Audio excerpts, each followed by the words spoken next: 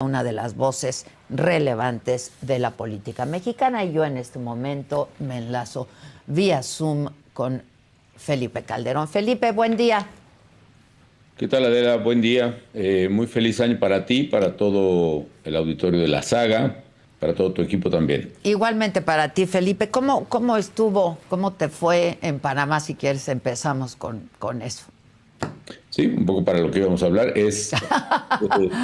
o por de lo que vamos a hablar, efectivamente fue un viaje muy intenso y tenso también además, porque implicaba pues una serie de riesgos, de decisiones, de objetivos. Algunos se cumplieron, otros no. Se cumplió el objetivo que teníamos de elevar la presión internacional para desconocer y rechazar el régimen ilegítimo, la dictadura cruel, sanguinaria, asesina de Nicolás Maduro.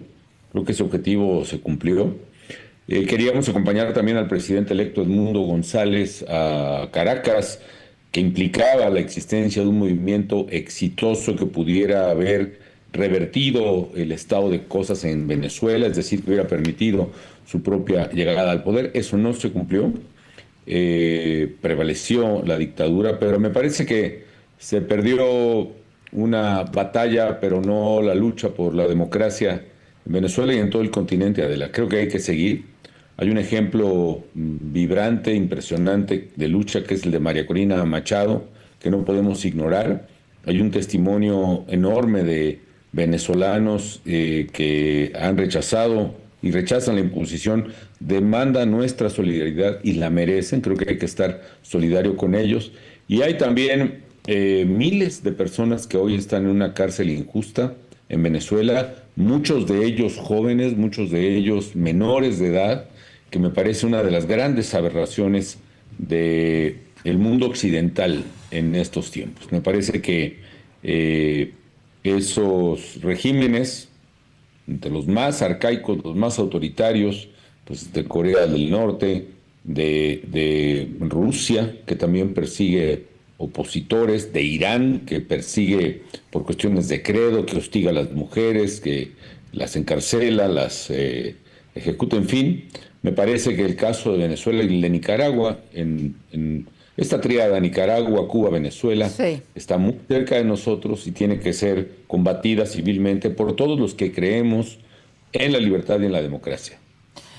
Felipe, ¿qué escenario ves para Venezuela? María Corina, una mujer muy valiente, yo coincido contigo, la verdad, ha dicho que va a seguir en la lucha. Tú dices se perdió una batalla, que no la guerra, pero ¿qué escenario ves al corto plazo para Venezuela? El corto plazo yo creo que vendrá una exacerbación de la dictadura y de la represión. Fue un golpe fuerte para Maduro, estaba muy enojado.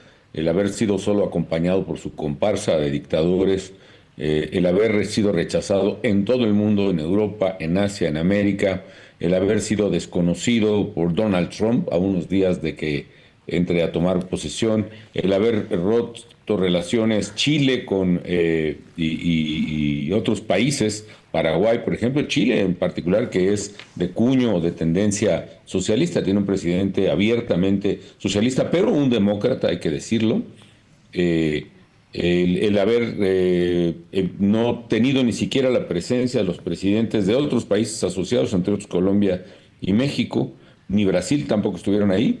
Me parece que sí marca un reflejo de una deslegitimación y creo que esa dictadura se sigue deteriorando y hay que seguir empujando, Adela. No sé cuánto tome, pero hay que seguir empujando y hay que frenar las dictaduras en América Latina para poder evitar el riesgo de que alcancen a otros países considerados democráticos hasta entonces o hasta hace poco. El hecho de que, pues, por parte de México estuviera el embajador, ¿qué opinión te merece en la toma de protesta de Maduro? Que No, fue pues, una puesta en escena, ¿no? mira, la presencia del embajador mexicano fue, pues parece, sin pena ni gloria, irrelevante. Yo hubiera preferido que no se reconociera por ningún medio o que no se diera pie a que se estaba legitimando el régimen, pero valora el gesto de la presidenta Sheinbaum de no asistir a ella en primer lugar, de no enviar al canciller Juan Ramón de la Fuente y de dejar al embajador, que finalmente el embajador queda ahí como una posición confusa. Finalmente los embajadores tienen que hacer eso, los que están en sitio, ¿no? Creo que el propio de Gives, que en sus tiempos, en mi juventud y en la de él, pues era un luchador social muy comprometido con los derechos humanos, pues hubiera ya en el otoño de su vida, pues hecho un poquito de congruencia y ojalá eso nos alcance a todos, ¿no? Pero bueno, respeto por otra parte la decisión de la presidenta, ella está en su rol, en su papel, es un poco el legado, el fardo que le dejaron de legado político, pues con el que tiene que cargar y ojalá se vaya liberando de esos ataduras finalmente, porque finalmente las actitudes, la política pública respecto a Venezuela fue dictada hace mucho en México. Recientemente has dado alguna entrevista, en una de ellas escuché, Felipe, que decías que México pudiera acabar como Venezuela. Sí hay un riesgo, Adela, déjame decírtelo de esta manera, ¿no? Sí, La carretera México-Guadalajara, pues ahora sí que sale por Toluca, va a Tlacomulco y sigue hasta Guadalajara, ¿no? Pasa, por supuesto, el punto más bello del recorrido es Morelia, ¿no? Sí, ya sabía que ibas a decir eso. Entonces, no digo que ya estemos llegando a Tlacomulco, a Tlajomulco de Zúñiga en Guadalajara, pero sí ya vamos por Toluca, digamos, ¿no? Y pasando Toluca por Atlacomulco. Me parece que estamos en la vía, todavía lejos, pero el recorrido está ahí y tenemos que corregir el rumbo definitivamente. No lo digo, yo no digo, insisto, que Claudia Sheinbaum sea autoritaria, ni lo pienso ni lo digo, pero sí creo que una vez que se rompe una estructura tan básica como el Poder Judicial, se pierde definitivamente el talante democrático de un país. Una república democrática federal, como una república finalmente democrática como la Constitución preveó en 1917, es una república, es una mesa que tiene tres patas, déjame decirlo así. El legislativo, el ejecutivo y el judicial. Si rompes una pata, se cae la mesa y prevalece la pata más poderosa, es decir, en este caso el Ejecutivo. Sin contrapesos, la inercia misma del poder, Adela, va generando primero prácticas, primero hechos, luego prácticas, rutinas y finalmente deriva en un desempeño autoritario. No hay excepción a eso. Todavía habrá quien diga hay dictadores buenos y hay dictadores malos, pero no hablemos de democracia donde no la hay. Otro síntoma, la democracia implica que haya elecciones libres, se respeten y hay una autoridad independiente y equitativa que las vigile y las supervise. Tenemos una autoridad electoral independiente y equitativa que las supervise. Eso se perdió recientemente. No tenemos garantía judicial, no tenemos autoridad electoral independiente, no tenemos órganos independientes que regulen la economía ni el derecho a la información, por ejemplo. Todo eso ha desaparecido en su rango de independencia. Es decir, las características inherentes a un sistema democrático se han venido desprendiendo como pétalos de margarita y estamos quedaremos, si seguimos así, en el nudo caso de un autoritarismo más o menos benevolente, más o menos sádico como el de Venezuela, no lo sé, pero ese es el camino que me preocupa, a eso me refiero y que debemos desde luego rectificar. Pero todo parece que vamos a caminar y vamos a transitar ese camino, Felipe. Pues espero que no. Con la presidenta. Espero que no, Adela, pero eso depende ya de los mexicanos, de lo que se haga de ahora en adelante. Ya pasó la elección, ya vino el absurdo mayoriteo, la invención de la hipermayoría sin fundamento que tiene Morena, ya estudió el Poder Judicial, pero ahora sigue qué van a hacer o qué vamos a hacer los ciudadanos. Y a mí me parece que eso requiere una reconstrucción tan importante como la reconstrucción del poder mismo.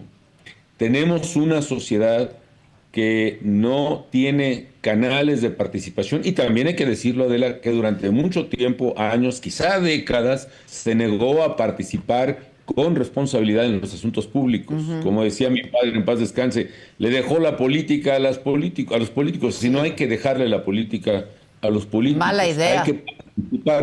Hay que participar.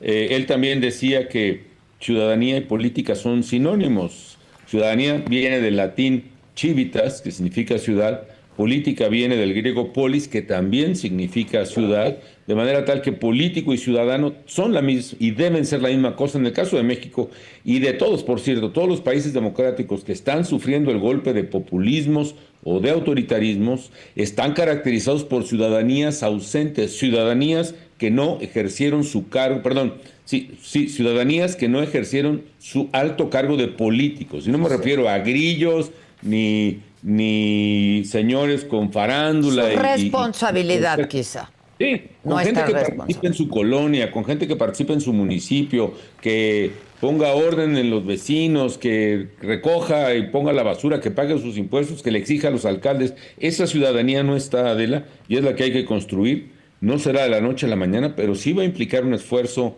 de formación cívica impresionante que no veo que se esté dando todavía, al menos, desgraciadamente. A ver, Felipe, yo sé que sonríes cuando digo que te convertiste en el villano favorito de la 4T, pero es un hecho, ¿no? ¿Un hecho? Sí. Sí, han pasado casi 2 décadas Me desde honra mucho, es lo que además, te iba a decir, te honra, como quizá te honró que te declararan persona non grata en Venezuela, definitivamente. ¿no? Sí, sí, sí.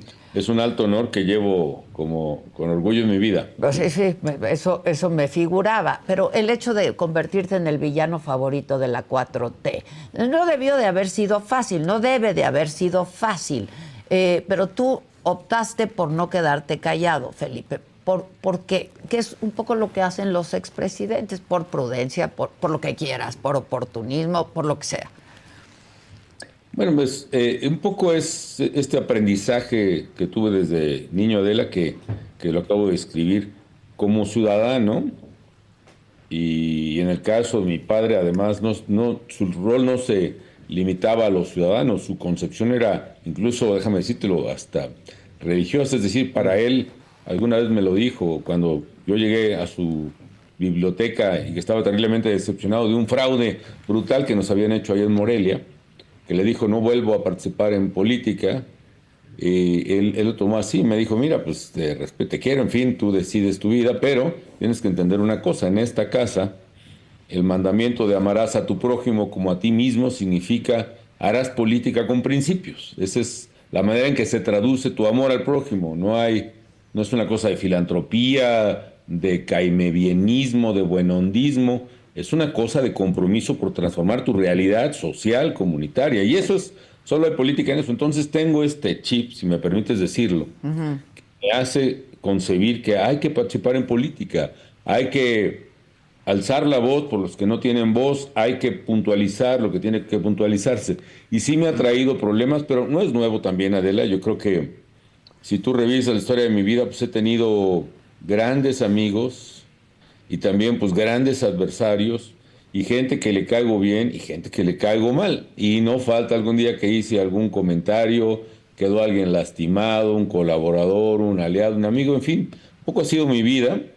Yo no lo presumo, simplemente digo que de mis defectos, como decía Carlos Castillo Peraza, de mis defectos no soy victimario, sino víctima. Pero es mi vida así, mi convicción, claro. Yo creo que México está pasando por una etapa muy, muy dura ahora. Lo que viene la próxima semana con el próximo presidente Trump, este Trump Reloaded, será algo muy delicado para México. Lo que está pasando en materia de seguridad, ahora que antes de entrar yo a tu entrevista, veía la crónica que hacía tu reportera sobre los homicidios de youtubers en Sí, Sinaloa. sí. Los jovencitos, me parece algo dramático, una tragedia brutal que va a reclamar mucha unidad en México y por esa razón yo quiero, ahora que terminó una etapa muy difícil, muy oscura de México, yo quisiera que hubiera una nueva y también por eso sigo pensando que debo tener un papel más respetuoso, más reservado, en fin.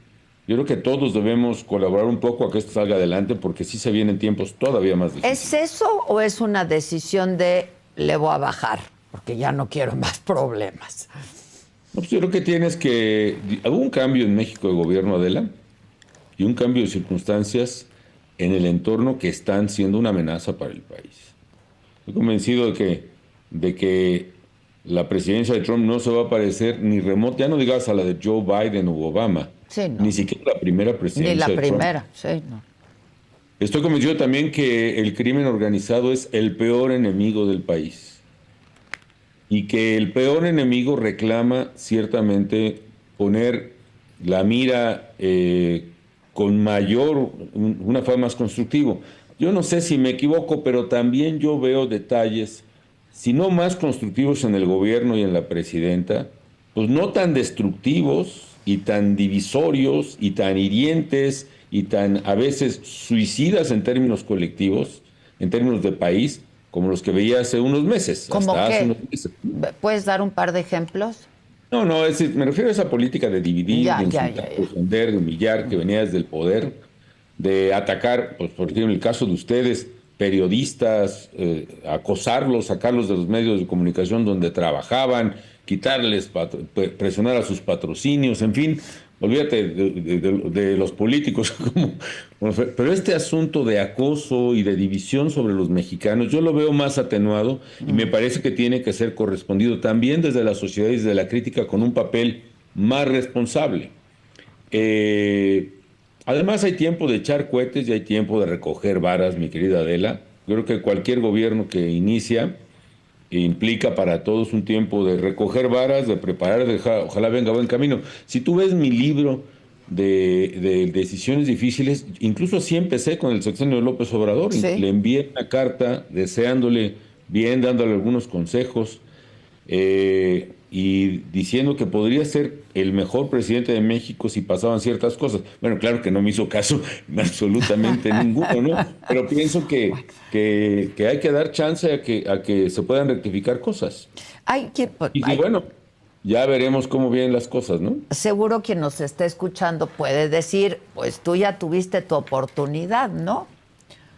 Sí, y tiene derecho a decirlo y tiene toda la razón además. Y, ¿cuál dirías que fue tu gran logro en tu administración y de qué te arrepientes, Felipe? ¿Qué no se hizo tan bien como hubieras esperado? Pues mira, depende de los gustos y necesidades de la gente, ¿no? Yo Hablemos creo que del un logro tuyo. fundamental fue en materia de salud, en la cobertura de salud. Yo entré al gobierno y casi sextupliqué el presupuesto para el Seguro Popular. De hecho, lo puse en marcha porque aunque se había diseñado unos meses antes, la puesta en marcha en serio del Seguro Popular fue en mi gobierno. Y le metí durísimo a la salud. Yo dije que esa era mi prioridad social. Yo decía, como decimos en las familias o las familias mexicanas, dicen la salud es lo primero. Eso fue para mi gobierno y yo creo que logramos un gran avance. Simplemente lo que hicimos en materia de construcción de hospitales nuevos, fueron casi 1,800 hospitales nuevos, remodelamos 2,000 más, el haber puesto un sistema de vacunación a tope, no digas la viruela y las enfermedades que habitualmente se vacunaban en México. A las niñas, por ejemplo, les empezamos a vacunar universalmente desde los 10, 12 años contra el virus del papiloma humano. Ahorita no hay vacunas ni para lo más elemental. Me parece que contra la poliomielitis, en fin, me parece que en materia de cáncer, fíjate esto, hoy se habla de los niños con cáncer que están siendo abandonados. Efectivamente, no hay medicinas para cáncer. Nosotros cubrimos con el Seguro Popular cáncer cérvico-uterino, cáncer mamario, cáncer de próstata, en fin, un cuadro enorme de tratamiento para el cáncer. Y en el caso de los niños hasta los 18 años, todos los cánceres, todo el tratamiento, toda la hospitalización y toda la medicina. Yo recuerdo cuando iba a poner en marcha esta medida, que lo discutíamos en el gabinete porque no alcanzaba la lana, 7 de cada 10 niños con leucemia, por ejemplo, se morían. Al salir de mi gobierno, 7 de cada 10 niños con leucemia sobrevivían. Y la verdad, la salud dejó de ser una de las preocupaciones que surgiera en lo inmediato de la gente. Ya mencionabas tú, en el top of mind, digamos, de la Sí, sí. gente, ya mencionabas tú el caso de la pandemia, la enfrentamos. Yo creo que un gran logro fue salud. Dos, infraestructura. La mayor obra carretera y de infraestructura en México desde el Porfiriato se dio en mi gobierno. Y ahí están los datos, no hay otros datos, ahí están los datos. La mayor obra carretera, ahora que hay, las grandes obras que hay en México, por ejemplo, carreteras, la Pacífico, la Mazatlán, Durango, por ejemplo, incluyendo sus 121 puentes, sus 88 túneles, fue hecha en mi gobierno. La México-Tuxpan, la distancia más corta al mar desde la capital, incluyendo el puente San Marcos, que tiene una columna. El concreto que se usó en esa columna, que es de las más altas del mundo, equivale a más concreto que en todo el Estadio Azteca, por ejemplo. En fin, infraestructura, Y aunque a la gente entiendo que es un tema muy controversial, yo creo que también en seguridad, Adela, porque México necesitaba hacerle frente, plantarle cara, como dicen los españoles, Sí. a la delincuencia. Ya bastaba de hacerse un lado. La delincuencia, lo que yo percibí, el crimen organizado es como un virus que se va metiendo al cuerpo y si no le pones el antibiótico, el antiviral a tiempo, y si no eres constante en la aplicación de la medicina, acaba invadiendo todo el cuerpo. Es una invasión literalmente de un enemigo, como he dicho, al país. Se llama técnicamente captura del Estado. Yo vi ese fenómeno. Ahora déjame decirte, efectivamente, el inicio de violencia coincide con mi periodo Sí, sexenal y es sí. difícil explicar ese tema, pero niego categóricamente que se deba la violencia a la intervención del Estado. La violencia es un fenómeno, una variable autónoma, digamos así, una variable independiente que se da por el choque de grupos criminales en su disputa territorial. Ese choque, esa violencia, como en este caso los Chapitos y los Mayos, o como fue en aquel tiempo los Zetas con el Pacífico, o el Cártel de Juárez con el Pacífico, o los Arellano con el Pacífico, en fin, ese choque es el que provoca las muertes, no es la intervención del gobierno, no fue la intervención del Pero ¿no gobierno lo que detonó aún más la violencia y los no detonó más la enfrentamientos? violencia. Por supuesto que tuvo, cuando había un enfrentamiento había violencia, pero el abrumador número de violencia o de muerte se debe a la violencia de los criminales. En otras palabras, Adela, yo enfrenté una violencia que coincide con mi gobierno, pero esa violencia no fue causada por la acción del gobierno. La acción del gobierno no es la causa de la violencia, es la consecuencia responsable. Si tú ves que un cártel, que un grupo está apoderándose de un pueblo, de una comunidad, de un estado completo, ¿cuál es tu papel como presidente? Acudir en apoyo de esas familias de inmediato y con todo, y darles con todo, dentro de la ley, por supuesto, a los criminales, pero darles con todo. A mí no me tomaban una carretera grupos armados, Adela. A mí no me dejaban con que hubo en un pueblo que asesinaron a un alcalde. A mí no era, para mí, impensable que me dejaran, que dejaran la cabeza del alcalde de la capital de un estado, como fue Chilpancingo. Es que eso no puede ser, Adela. Y yo tomé la decisión, la más difícil en mi gobierno, etcétera, que fue enfrentar al crimen, a la luz de esta situación que era evidente que había un avance acelerado del crimen organizado frente a un deterioro también acelerado de las instituciones. Lo que hicimos fue hacerle frente al problema. Dos, construir rápidamente instituciones nuevas, confiables, eficaces, que pudieran hacerle frente al problema, usar la tecnología, crear la plataforma México, reformar el Poder Judicial, de ahí la reforma judicial del sistema adversarial, que también ya fue destruido, en fin, y sí avanzar en ese frente. Entonces, la verdad es que creo que fue correcto que yo enfrentara el crimen. A la luz de lo que está pasando ahora, Es Adela, justo. casi el doble de homicidios diarios, más del triple de desaparecidos, yo creo que esa era la solución correcta y si me apresuras, creo que también es lo que debe hacerse ahora. Enfrentar a los criminales, construir instituciones de seguridad y justicia confiables y eficaces y sí, seguir la política que ahí hizo bien el presidente López Obrador de reconstruir el tejido social y dar apoyos sociales que alivien la situación Pero eso de es los más a pobres. más largo plazo, ¿no? Eso es a Sí, más largo pero además plazo. eso no remedia, contribuye al remedio. Pero si a ti te están asaltando en el micro de Catepec hacia la Ciudad de México, si a ti te están asaltando en el coche, en el periférico, si a ti te están secuestrando a tus hijos, si a ti te están extorsionando en tu lonchería o en tu nevería o en tu tlapalería, pues eso no depende, no puedes esperar a que se eduque el pueblo de México. Porque eso requiere que haya ahí un policía que te defienda y un ministerio público que meta al bote al criminal y un juez que no se venda. Eso es lo que tenemos que hacer. Parece que en esta administración se acabó el abrazos no balazos. ¿Cómo ves la estrategia de seguridad? Pues de alguna manera también encabezada por Omar García Harfuch, colaborador de García Mira, Luna en yo su creo momento. que, insisto, respeto a la presidenta del discurso que maneje, pero me parece que si hay un cambio, yo también empiezo a ver esos elementos, cuando veo que hablan de que van por objetivos que provocan violencia, no sé cuál es el fraseo que hacen, Lo importante es que actúen. Mira, yo lo veo en los militares, ¿no? Yo veía con gran tristeza cómo a los soldados los humillaban, los despojaban de sus armas, los insultaban, los detenían. ¿Por qué? Porque traían la orden de no hacer nada. Pues ¿cómo no va a haber huachicol si aunque estén los soldados ahí está todo el mundo sacando la gasolina, ¿no? ¿Cómo no va a haber asaltos o actos criminales si las bandas completas se burlaban de los militares? Yo veo que eso no está ocurriendo y que al contrario, yo veo que hay operativos que están poniéndose en marcha en el Estado de México, en Sinaloa, en Chiapas, y eso me parece que es lo correcto. Ahora, sí me preocupa que el paquete que le dejaron a la presidenta ya es muy grande. Es decir, dejaron crecer el crimen, dejaron que estos invasores se apoderaran no de Tierra Caliente, allá en la Sierra Sur de Michoacán, donde andaba la Sí. familia Michoacán, etcétera, no. Se están apoderando, pues dime qué municipio de Guerrero, si la capital misma pueden ir por su alcalde, desaparecerlo y dejar la cabeza así como que si nadie se dio cuenta. Dime de qué parte de Guerrero estamos hablando que pueda, que no tenga que ser rescatada por el gobierno federal a un costo altísimo. O de Chiapas, ¿cuándo has visto esta migración, no de guatemaltecos a México, sino de indígenas mexicanos a Guatemala, escapando del De la crimen organizado? violencia.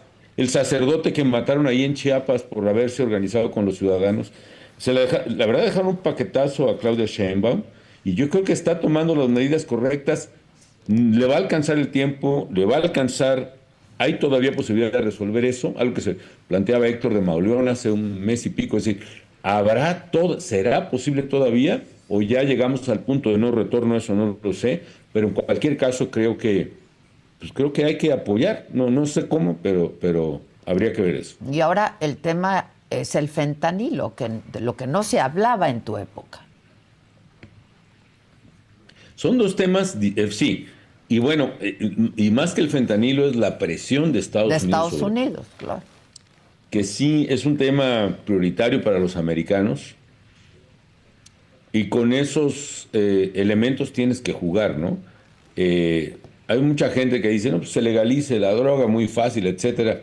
Podemos entrar esto en una discusión teórica de eso y hasta puede haber argumentos y razones. Pero a ver, en el mundo real en el que vivimos, Adela, tú tienes un socio comercial que te está amenazando, etcétera, cuya prioridad sigue siendo combatir las drogas y que no tiene margen político ni te lo va a dar para entrar en otras políticas. Hay que combatir coordinadamente con ellos. Pero la prioridad de México debe ser la seguridad, ¿no? Ya sé que la de ellas es la droga y las dos temas están relacionados. Sí. La prioridad de México debe ser la seguridad. Para mí, la prioridad, más que la droga en sí misma, combatirla, quiero decir, la prioridad era la familia mexicana, proteger a las familias mexicanas. Y algo más importante, algo tan importante, colectivo, que es hacer de México un país de leyes. ¿Tú qué quieres? Si tú tuvieras una varita mágica y te dijeran, te concedo un deseo, ¿qué necesitas para hacer de México un país desarrollado? Si solo pudieras escoger un deseo, Un país de sería el leyes. Sí, Estado de Derecho, sí, claro. que se cumpla la ley y que se haga cumplir. Claro, ojalá fuera como los genios de la lámpara de todos los cuentos que te dan tres deseos. Y para mí los tres deseos serían Estado de Derecho, educación y salud. Pero si solo te dieran uno, la manera de salir, de progresar, de que haya inversiones, de que haya empleo, de que crezca la economía, de que la gente progrese, de que puedas desde luego tener recursos públicos y privados para apoyar a la familia en la educación, en la salud de los hijos, es que haya Estado de Derecho, que implica seguridad, combate a la corrupción, jueces que funcionen, ministerios públicos que funcionen, policías que funcionen, etcétera. Y esa construcción es la más importante para el país. Por cierto, fue la que no solo se abandonó más en el sexenio pasado, la que más se destruyó de una manera absurda, digo, en términos de países suicida haber acabado con su poder judicial, si era de las pocas cosas que estaban más o menos construidas y fortaleciéndose. Es una especie de locura colectiva que no sé cómo Calificarla. se hizo, ¿no?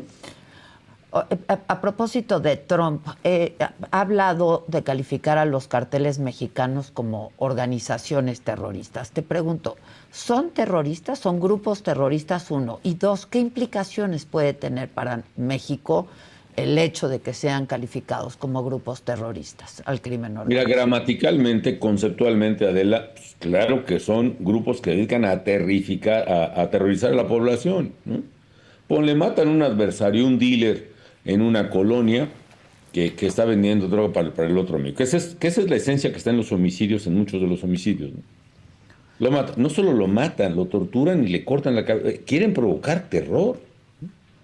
Y entonces lo son conceptualmente. El asunto es que si se llega a declarar terroristas por el Congreso de los Estados Unidos, eso permite una política abusiva de los americanos porque le dan chance a su gobierno a meterse donde no debe meterse, que es en otro país. Sí, Eso sí. es lo grave de considerar los terroristas, ¿me explico?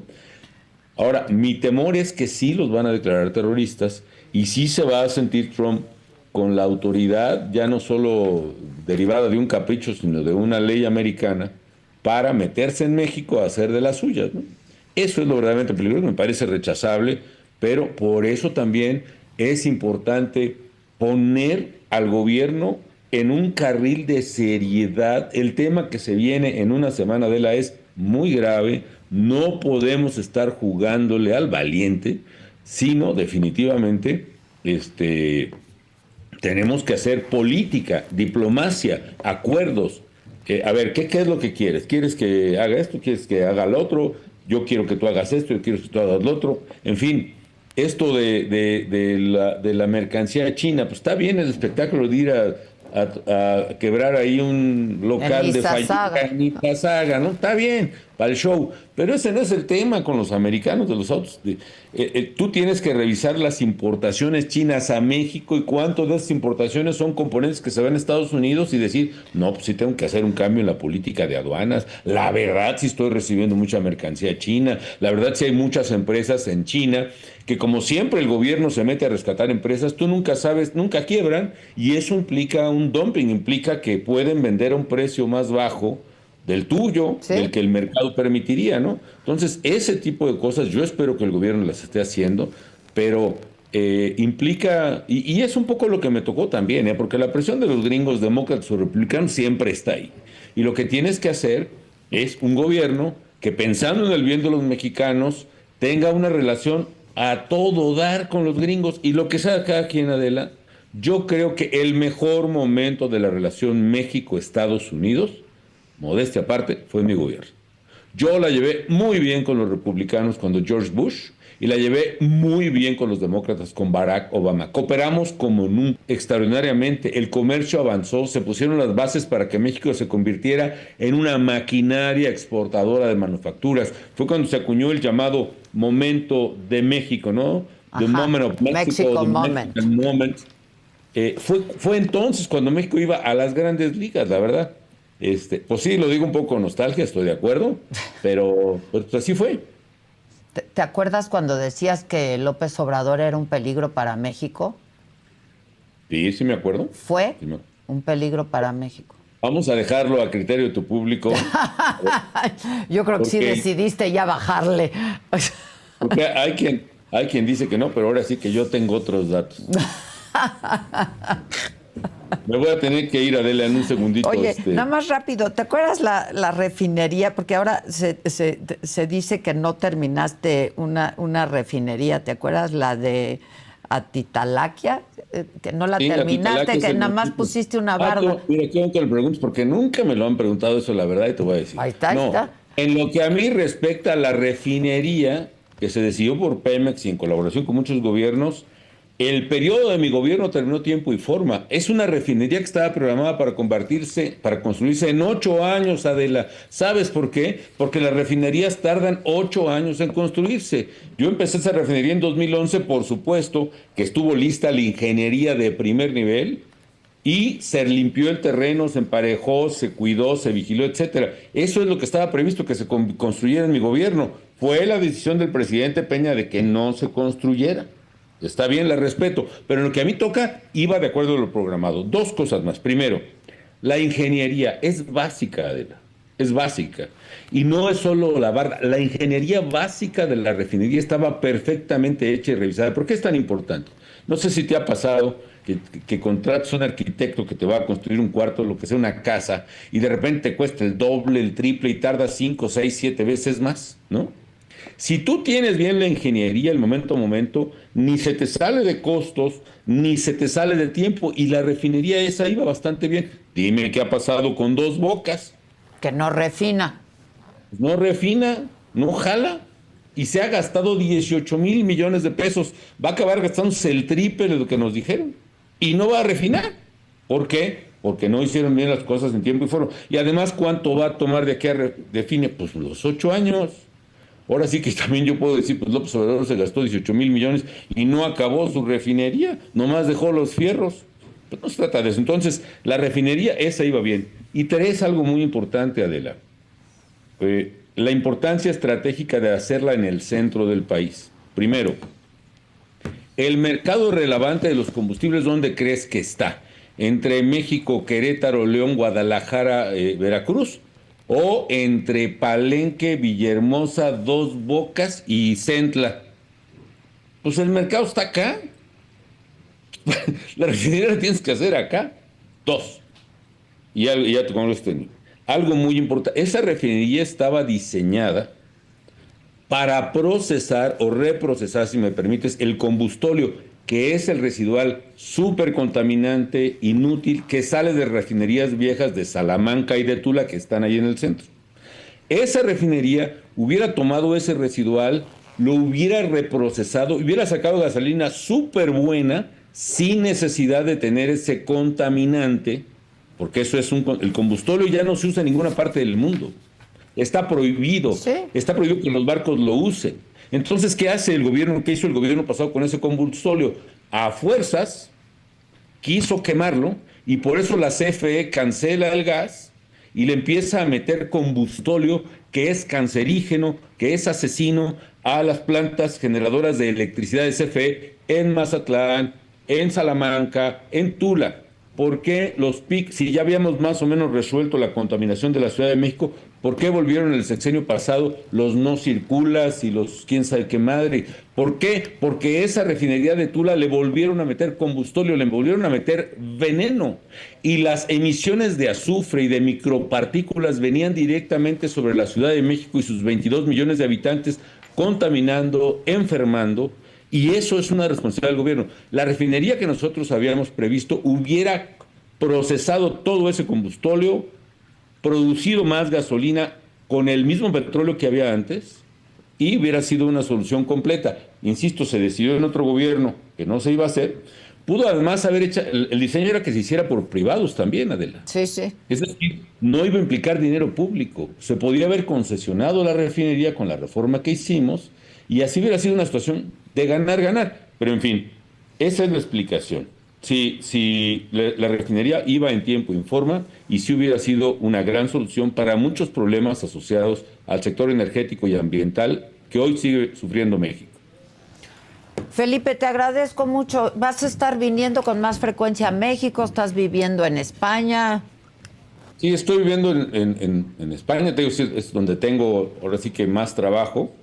Estoy haciendo servicios profesionales allá, estoy dando clase en el IE, en el Instituto de Empresa y eventualmente en la Francisco de Vitoria. Y estoy haciendo base ahí porque tuve y tengo frecuentemente consultorías en Oriente Medio. Pues, en fin, pero sí vengo básicamente a cuestiones familiares a México. Y así nos vamos a llevar, Adela. Pues te veremos pronto entonces. Muchas Sí, te mando gracias. saludos desde nuestra casa, que es la tuya. Igualmente, muchas gracias, Felipe, y feliz año. Muchas gracias. Gracias. Otro tema al que le hemos dado seguimiento es a la inconformidad de habitantes de Tultitlán, porque el gobierno municipal, sin previo aviso, unificó 3 colonias de la zona, les cambió el nombre a Colonia La Cuarta Transformación, por cierto, rebautizando las calles con títulos alusivos a Morena y a la pasada administración federal. Bueno, pues luego de que los habitantes retiraran estos letreros e incluso fueran reprimidos por la policía, han logrado ya acordar con la autoridad hacer una consulta pública para pues saber la nomenclatura de estas vialidades, para ver si se quedan o no los nombres que determinó la alcaldesa Ana María Castro Fernández y su equipo de trabajo. Aquí un recuento de lo que ocurrió hace unos días en Tultitlán, en el Estado de México.